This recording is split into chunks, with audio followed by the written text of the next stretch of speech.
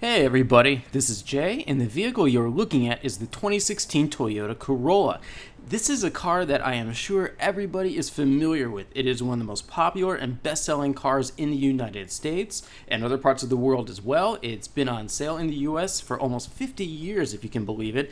And the model you're looking at is actually the 11th generation. It came out in 2013.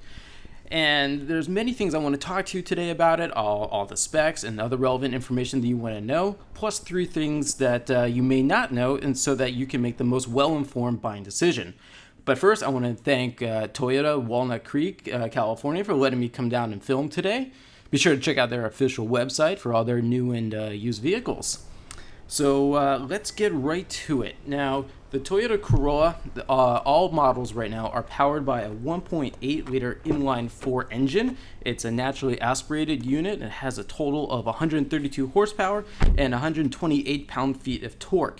This model here, the LE, it is paired to a CVT. It is a continuously variable transmission, and a simple definition of that, it's a single-speed transmission that can change seamlessly through a continuous range of gear ratios. It is an automatic transmission, simply put. Toyota does offer the Corolla with a 4-speed automatic as well as a 6-speed manual. The manual is offered in the base and the sport model here. The automatic I don't really recommend it. I think the CVT is a much better option to go with. But the automatic is only in the base as well.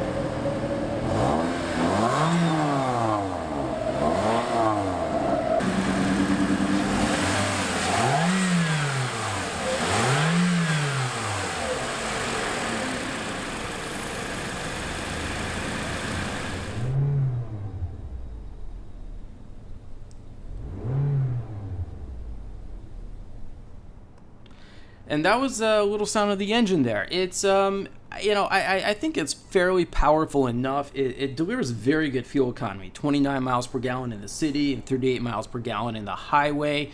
I think overall that's good enough for most people, but it's a little down on power, especially when you start comparing the Toyota Corolla to its competition, specifically the Honda Civic. Now, the Corolla and the Civic have been competitors for many, many years. That hasn't changed today.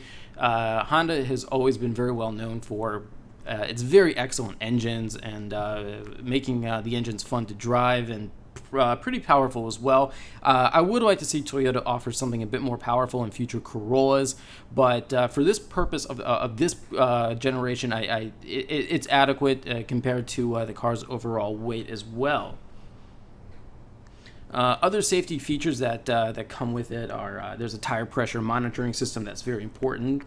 There's dual stage driver and passenger front airbags, side airbags, anti-lock brakes, traction control, electronic stability control, and some really other nice features to have as far as regular driving is cruise control. There's a backup camera, heated outside mirrors, automatic climate control, and a remote keyless entry. In the interior, I happen to really like it. I think it's very spacious. As any Toyota, the quality in the build materials is very, very good. You have a couple of cup holders there. Everything is very nicely laid out. It's very solid design. It's kind of, no frills, but that's exactly what Toyota Corolla buyers have always wanted. You also have standard power door locks and mirrors. That's a pretty standard thing in the industry these days, but believe it or not, some very base model cars still don't offer that. I also thought there was a very good amount of storage in the Corolla, as well as the glove box. You have some side storage in the doors as well. But also, what's really good about the Corolla is it's the interior. The rear seat has it's very, very roomy. You can get 3 passengers back there, 2 full-size adults very comfortably. And there's a folding armrest there, and these rear seats also fold 60/40 split view there. That expands the trunk.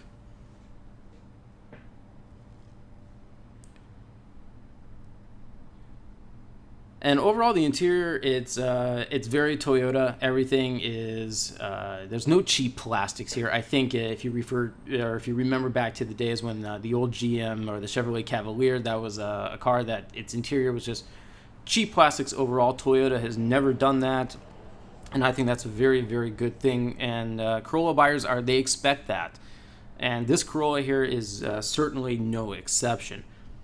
Now, one of the things that you may not know about the Toyota Corolla here is that it's very popular with Uber drivers. I know many of these Uber drivers who love the Corolla because it is an excellent, excellent commuter car. It gets you from point A to point B perfectly. It'll get you there for many, many miles with very few, if any, mechanical issues, and I can't tell you how important that is. And when it comes to being an Uber driver, that is their job, to drive people around like a taxi. But with any car, whether you're driving it like an Uber or just for regular daily usage, it's ownership costs. And that's the second thing I want to talk to you about here. Now, for an example, a Chevrolet Corvette, the brand new C7 Stingray, that has a 5-year ownership cost of over $58,000. Now, I know that is a high-performance sports car, but just to give you a comparison here, the Toyota Corolla has a 5-year ownership cost of just over $29,000. Just compare that for a second. $58,000 versus $29,000. That is just an exceptional value on the Corolla's part. But it gets even better because within its class of compact sedans, the Corolla still has the best 5-year ownership costs. For an example, the Hyundai Elantra has a 5-year ownership cost of just over $31,000. The same price is about the same for the Mazda 3. The Kia Forte, by comparison, costs almost $32,000 for over 5 years, and the Dodge Dart has a 5-year ownership cost of almost $34,000. And that is very important information that you need to understand how relevant that is, because a Toyota Corolla is one of the best overall commuter perfect cars possible.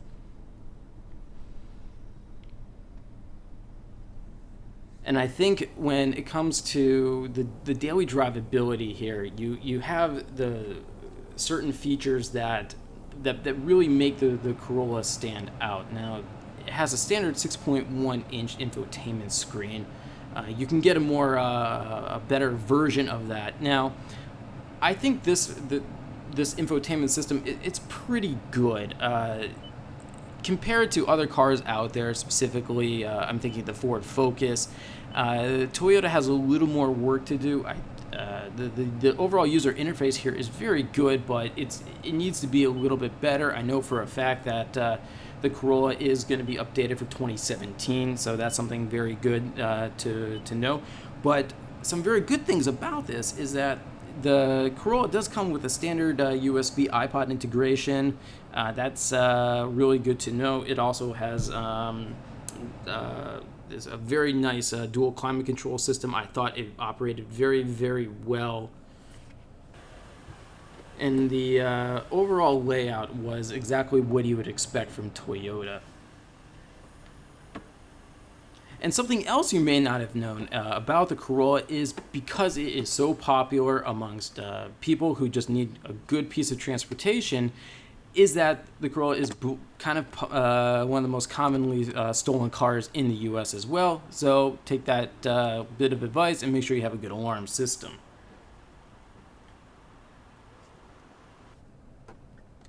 Now, there's a few other areas for improvement that I think, or I would like to see Toyota do. For starters, the engine. It does need to be more powerful. Many of the cars out there today, they have these the turbocharged engines. Ford is really big into that with their EcoBoost lineup. You can get a Focus today with a 2.0 liter turbocharged 4-cylinder. This is, again, the Corolla is naturally aspirated. When you have a turbo engine, that means the power is going to kick in a little more smoothly and faster, and more importantly, there's going to be more power in general. when I was driving the Corolla out on the highway, it was a little difficult getting it up to speed faster and merging into traffic. It did the job without a problem, but I would like to see a more powerful engine offering. Now, a turbocharged unit would be very nice, but fortunately, the 1.8 liter is standard across the line, so it does the job, but we'll see what happens in the future. The other area of improvement that Toyota could do for the Corolla is really improve the handling a bit. Now, the Corolla, obviously, it's not a sports car. It handles just fine, but the steering is kind of light, and it does kind of drive more like a little bit of a larger car. Not quite Camry size or even the larger Avalon, but I think a small compact sedan like this, it should drive more like one. And that's a very important thing to have.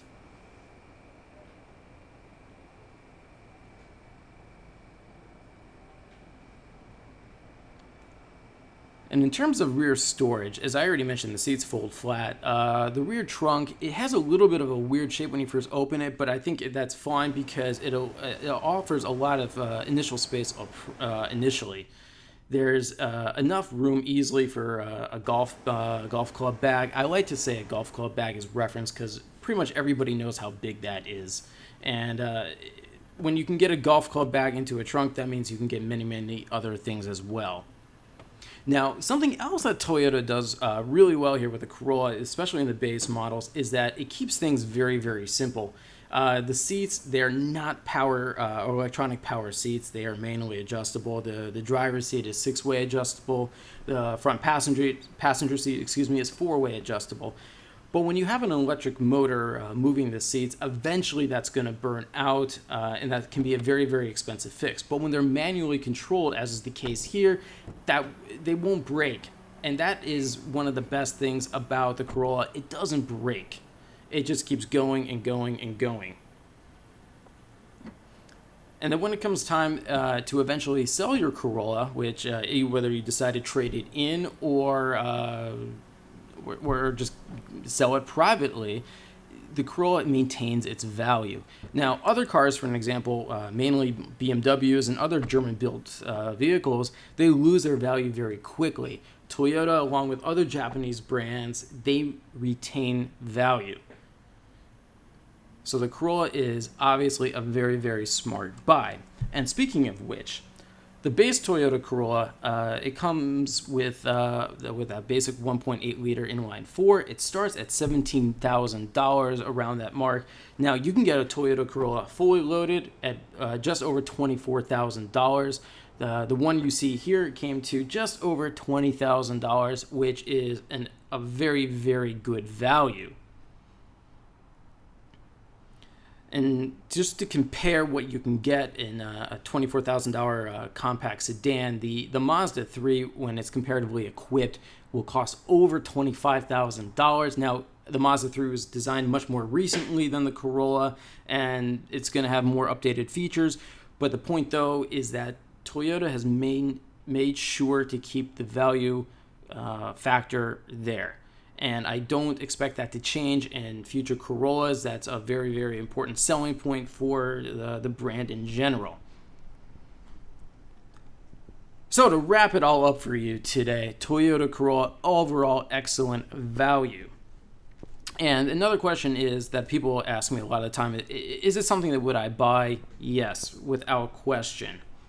Combined with that resale value, the very low 5-year ownership costs, I think it's a given. Are there better choices out there in terms of features and more powerful engines? Yes, but people don't always want that, and the Corolla is more than a good enough car for them. And Toyota understands that very well. I think they pretty much invented the compact sedan business. If you, again, look at the old Chevrolet Cavalier or even the old Cobalt, the Corolla has always been a much better car, and it's much more recent years that those American brands have really caught up. So thanks everybody for watching today. Be sure to subscribe to our YouTube channel and check out the full review of the Corolla on carbuzz.com. Thanks for watching, and we'll see you next time.